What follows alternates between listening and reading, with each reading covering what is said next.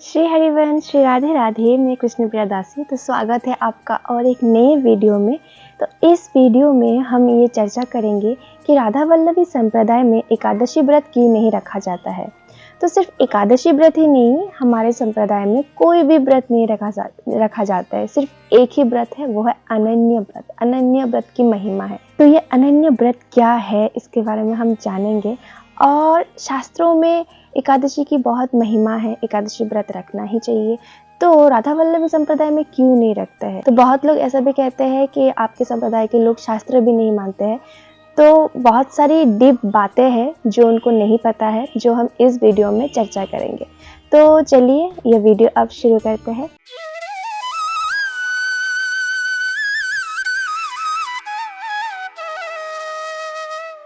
तो एकादशी व्रत या फिर कोई भी व्रत क्यों नहीं मानते हैं राधा वल्लभी संप्रदाय में, ये हम कुछ पॉइंट्स में डिस्कस करेंगे, ठीक है।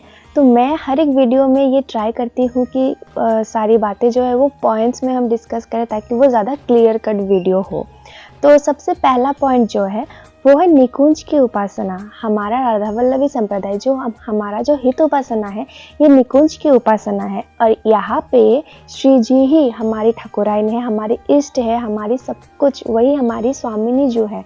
और उनके चरण वंदना, उनके चरण की प्राप्ति ही हमारी सबसे महत्वपूर्ण, हमारे लिए सबसे ज़्यादा महत्वपूर्ण है। तो इसीलिए सहचरियों को, श्री जी के दासियों को हमारे इस उपासना में, हित उपासना में हमें किसी व्रत करने की ज़रूरत नहीं है। हमारी सब कुछ किशोरी जी के चरणों में ही अर्पण है।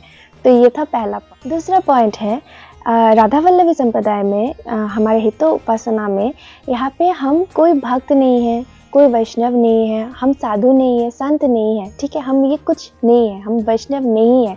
हम केवल हमारे श्री जी के दासी है, हम केवल हमारे श्री जी के ही सहचरी है, उनके दासी है। बस हमारा बस यही है, बाकी हम कोई भक्त वैष्णव नहीं है। इसीलिए हमारे ऊपर कोई शास्त्र का, कोई वेदों का कोई शासन नहीं चलता है। हमारे ऊपर केवल और केवल हमारी स्वामिनी जी के ही शासन चलता है। तो इसीलिए हम कोई भक्त वैष्णव नहीं है। तो जो एकादशी व्रत है वो स्पेशली वैष्णवों के लिए है, भक्तों के लिए है। पर हमारे संप्रदाय में, हमारा जो उपासना पद्धति है, इसमें हम केवल और केवल हमारी किशोरी जी की दासी है और वो हमारी स्वामिनी जी है। नंबर 3, लाडली जी के प्रसाद की एक सिद्ध प्रसाद से ही करोड़ों करोड़ों एकादशी का फल जो है उसका प्राप्ति हो जाता है।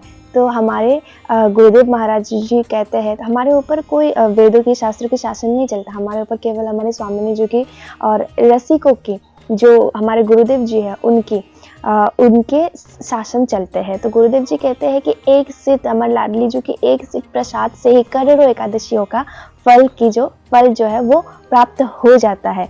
और वैसे भी हमारी उपासना में हम फल की चिंता नहीं करते हैं, क्योंकि हम किशोरी जी के दासी है।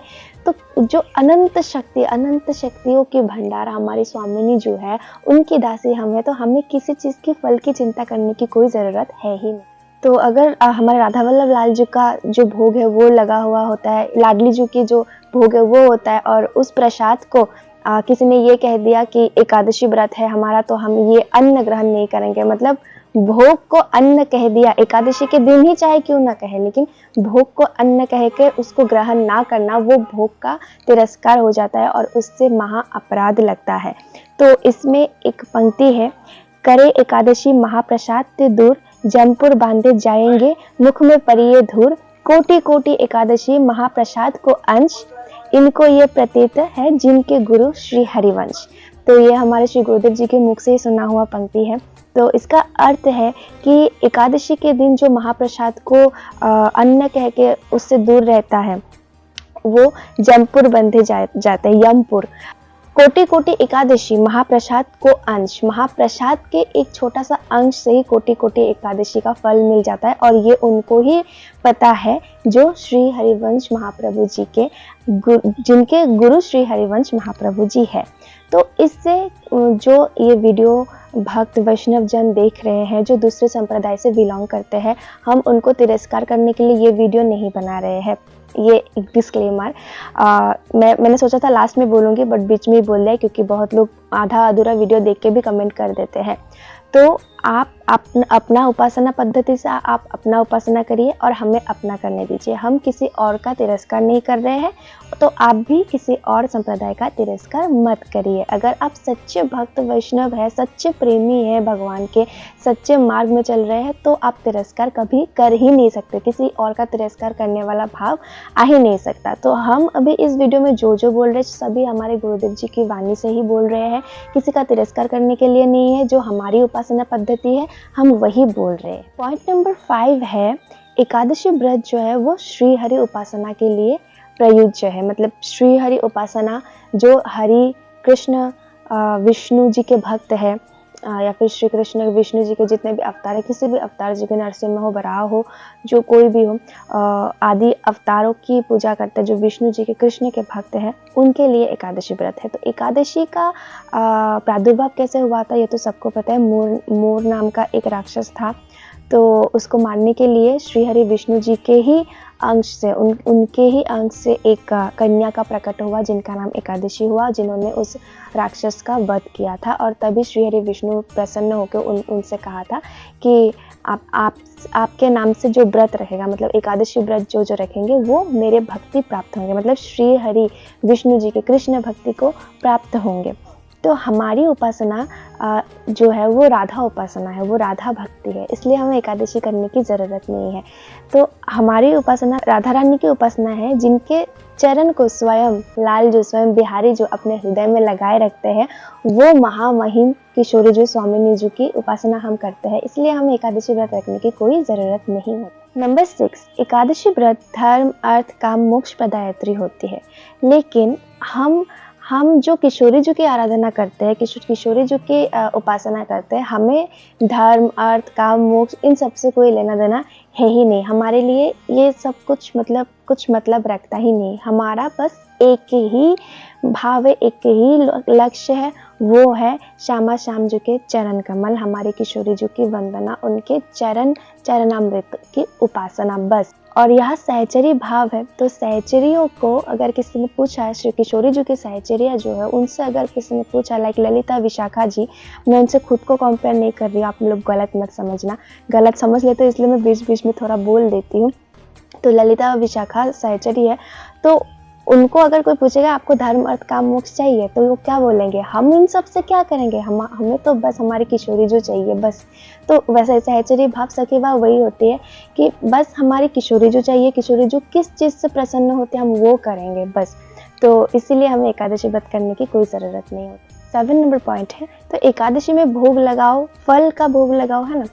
तो हमारे गुरुदेव जी कहते हैं फल का भोग क्यों लगाए हम, हमारी किशोरी जी को व्रत रखने की क्या आवश्यकता है, किशोरी जी को व्रत रखने की कोई आवश्यकता है क्या, एकादशी का व्रत या चाहे कोई भी व्रत हो, किशोरी जी को कोई व्रत रखने की कोई ज़रूरत नहीं है। और जो किशोरी जो रोज़ हम उनको तरह तरह के पकवान भोग लगाते हैं, एकादशी के दिन वो सारा चीज़ अन्न कैसे हो गया, अगर वो चीज़ अन्न है तो उसके अगले दिन वो सब प्रसाद कैसे हो गया। तो प्रसाद तो प्रसाद ही होता है, ना वो फल होता है ना वो अन्न होता है, प्रसाद केवल प्रसाद ही होता है। तो उसको हम प्रसाद समझकर अगर पाएंगे तो उसमें कोई दोष नहीं, उल्टा उसमें अभी थोड़ा देर पहले ही बोला था कि एक सिट प्रसाद में करोड़ों एकादशी का फल है। तो इसीलिए लाडली जी को भोग लगाकर जो हम प्रसाद पाएंगे वो प्रसाद है, वो ना ही अन्न है, ना ही फल है, ना ही कुछ और है, वो प्रसाद तो बस प्रसाद ही होता है। नंबर 8, तो नंबर 8 में हम जानेंगे अनन्य व्रत की महिमा। हमारे यहाँ कोई अलग व्रत नहीं होता है अलग से, बस एक ही व्रत होता है, वो अनन्य व्रत। तो ये अनन्य व्रत क्या है, ये एक पंक्ति से हम जानेंगे। एक निशान बजायो श्यामा श्याम पद प्रीति, श्री हरिवंश चरण निज सेवक बिछले नाही, छारी रस रीति, श्री हरिवंश धर्म प्रकट निकट के उपमा को नाही। तो ये धर्म सबसे श्रेष्ठ महाप्रेम रस स्वरूप है। वेदों के त्याग के बाद जो अनुराग आता है वो सार अनुराग वृंदावन के नित्य विहार रस में है। तो वेद स्पेशली वही हरि भक्तों के लिए है, लेकिन हमारी उपासना है श्री राधा रानी की। श्री राधा रानी हमारी इष्ट है, और उसके साथ साथ इन सब से परे सब कुछ, इन सब से परे नियम वेद शास्त्र, इन सब से परे है प्रेम। प्रेम ही सर्वोत्तम है, प्रेम से बड़ा उपासना, प्रेम से बड़ी शक्ति और कुछ है ही नहीं। तो प्रेम रस इसलिए सबसे सर्वोत्तम है, इसलिए हमारी उपासना को सबसे श्रेष्ठ उपासना कहा गया है। और हमारे उपासना में कोई ग्रहण, कोई सूतक, पातक ये सब कुछ भी नहीं माना जाता है। यहाँ पे कोई देखो ग्रहण के दिन भी कहीं पे भोग लग रहा होता है, तो यहाँ पे कुछ नहीं, इन सबसे परे है प्रेम। प्रेम सबसे परे है, किसी बंधन में प्रेम बंधा नहीं हुआ है, इसलिए हमारे संप्रदाय का मूल ही है प्रेम। हम यहाँ पे प्रेम रस की उपासना करते हैं, प्रिया प्रियतम लाल जी की उपासना करते हैं, उनके चरण रस की, उनके प्रेम रस की उपासना करते हैं। Number 9 and the last point is कि हम केवल और केवल हमारी किशोरी जी की, हमारी लाडली लाल जी के झूठन के अधीन है, उनके उच्चिष्ट, उनके झूठन के अधीन है।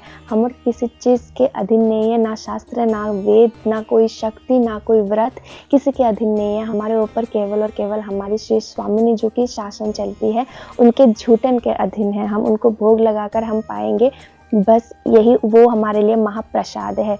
वो ना ही अन्न है, ना ही फल है। हम यही अनन्य व्रत है हमारा कि हमारी किशोरी जू ही हमारी स्वामिनी है, उनके शासन ही हम पर चलती है और उनका उच्चिष्ट, उनका झूठन का ही अधीन है हम, और यही हमारा अनन्य व्रत है। जो दीक्षित नहीं है राधा वल्लभी संप्रदाय से, तो उनके मन में ये सवाल आ सकता है कि हम तो दीक्षित नहीं है अभी तक, तो हम एकादशी व्रत रख सकते हैं कि नहीं, या फिर क्या करें, रख रहे थे अभी छोड़ दे या नहीं।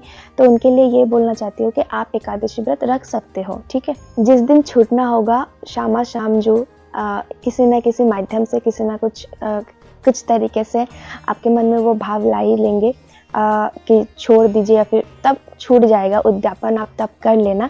लेकिन अगर आपके मन में अभी भी है कि आपको एकादशी व्रत रखना है, लेकिन आपने अभी जाना कि एकादशी व्रत नहीं रखता हमारे संप्रदाय में, इसलिए आपने नहीं रखा आपने, और फिर आपके मन में एक रिग्रेट सा हो रहा है, गिल्ट सा हो रहा है कि मैंने एकादशी व्रत क्यों नहीं रखा, तो ऐसा भाव लेकर दो सोच के नहीं हो सकता। एक पैर एक नाव पे, दूसरा पैर दूसरे नाव पे, ऐसा करके नहीं चल सकते, अल्टीमेटली डूब जाएंगे। इसलिए ऐसा अगर भाव है आपके मन में तो आप एकादशी व्रत रखिए, लेकिन दीक्षा लेने के बाद, दीक्षा हो जाने के बाद, तब से आपको बिल्कुल ही नहीं रखना एकादशी व्रत, तब आपको वो उद्यापन पहले ही आपको कर लेना है। मैं फिर से बोलना चाहती हूँ, यहाँ में जो एकादशी व्रत रखते हैं, जो भक्त वैष्णव जन है, दूसरे संप्रदाय से है, जिनके संप्रदाय में एकादशी व्रत रखा जाता है, वो बिल्कुल से एकादशी व्रत रखिए। हम उनको कोई तिरस्कार करने के लिए वीडियो नहीं बनाया, हमने बस अपनी उपासना पद्धति के बारे में बताया है। हर किसी का उपासना पद्धति जो है वो अलग अलग होता है ना। तो उसी तरह से अपनी अपनी उपासना पद्धति को मानकर चलिए, बस जो अपने गुरुदेव की वाणी होती है, गुरुदेव की वाणी मानकर चलिए, गुरु आज्ञा मानिए, उपासना पद्धति मानिए, बस आप अपना करिए, हम अपना करते हैं, ठीक है। तो यही थी आज की वीडियो, आशा है आपको समझ आया होगा। कोई भूल त्रुटि हो जाए तो हमें क्षमा कर देना। कोई अगर सवाल हो तो कमेंट में आप पूछ सकते हो।